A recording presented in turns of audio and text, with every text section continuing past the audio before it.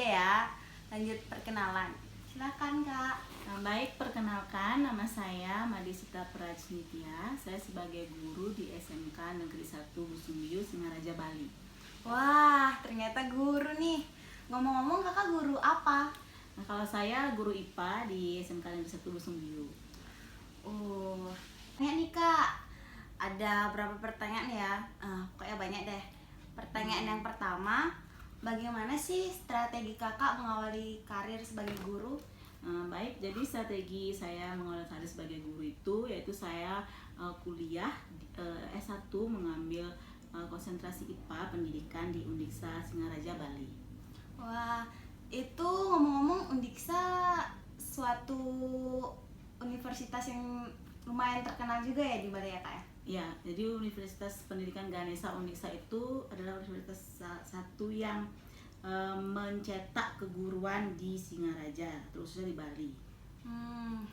Lanjut ya Kak, pertanyaan yang kedua. Proses pembelajaran apa saja yang sudah Kakak lalui sebelum mengawali karir sebagai guru? Jadi proses pembelajaran yang saya lalui itu di awal setelah saya pendidikan, saya mulai mengajar beberapa siswa melalui bimbel dan les privat. Setelah itu saya melamar sebagai guru di SMK, di sekolah, dan sampai saat ini saya sebagai tenaga pendidik atau guru di SMK Negeri 1 Busungbiu. Nah, Kakak sebagai guru nih, bagaimana strategi Kakak mengembangkan karir sebagai guru?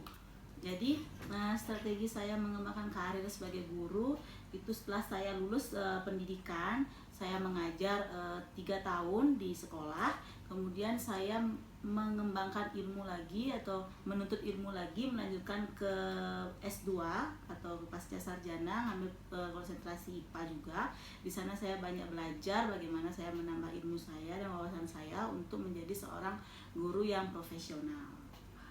Wah, sepertinya seru ya Kak, jadi guru, apalagi guru SMK ya kan, itu tuh remaja-remaja gitu. Iya, karena kita hampir seumuran ya, dia tidak rentang umurnya tidak terlalu jauh dengan siswa-siswa. Kemudian juga kita bisa seperti teman, tidak tegang antara guru dan siswa, jadi seperti itu. Oh, seperti itu. Nah, Kakak sudah menjadi guru berapa tahun sih Kak? Sampai saat ini sudah hampir 4 tahun.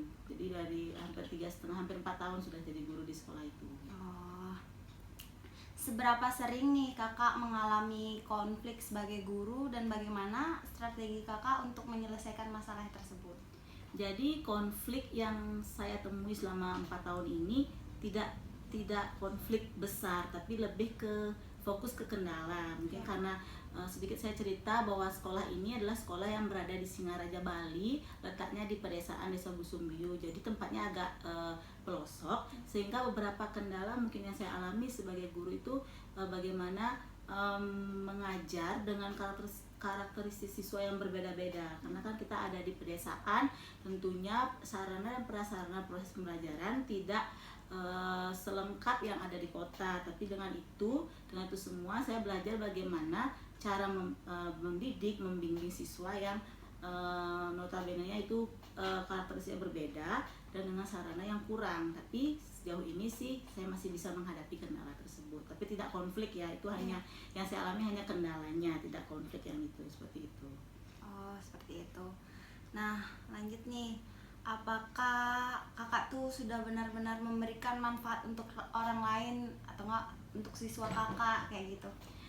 Jadi sejauh ini saya sih sudah melakukan yang terbaik, sudah memberikan mereka dan membimbing mereka dengan ilmu dan wawasan yang saya miliki sejauh ini, itu mudah-mudahan sih bermanfaat bagi mereka. Dan karena dengan pengalaman saya yang sudah cukup 4 tahun mengajar dan dengan berbagai karakteristik siswa yang saya temui, yang saya bantu, ya sejauh ini sih itu sudah cukup membantu mereka, yang saya pengalaman saya sendiri ya selama 4 tahun ini. Oh gitu. Terus pertanyaan yang terakhir nih Kak, apa yang Kakak berikan untuk menolong orang lain? Jadi untuk menolong orang lain itu, kalau karena saya guru ya, Ya. saya menolong siswa, mungkin seperti itu yang saya lakukan itu ketika siswa kesulitan dalam menyelesaikan permasalahan, yaitu seperti latihan soal atau bagaimana, saya memberikan bantuan, bisa menghubungi saya melalui via WA, WhatsApp atau via email. Saya bantu dalam menyelesaikan, karena kan di sekolah waktunya terbatas untuk mengajar. Kemudian jika apabila ada yang tidak dimengerti, saya persilakan mereka untuk bertanya melalui WhatsApp, melalui email, dan itu sih sudah cukup membantu mereka. Jadi itu yang bisa saya lakukan untuk mereka. Selain saya mengajar di sekolah, saya bisa membantu mereka di luar jam sekolah, seperti itu.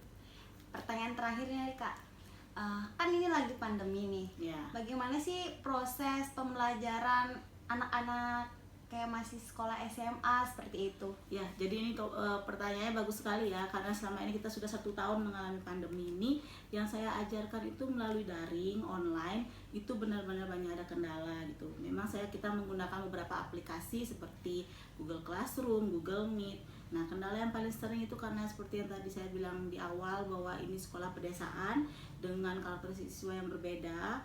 Kemudian itu kendalanya bagaimana siswa kurang, artinya itu ya kurang aktif dibandingkan dengan di sekolah. Jadi kita sebagai guru bagaimana mensiasati atau mengatasi itu dengan penuh kesabaran. Beberapa siswa ada yang ikut pembelajaran, ada yang tidak. Itu kita harus bisa membantu mereka, mengajak mereka untuk lebih aktif lagi dalam pembelajaran.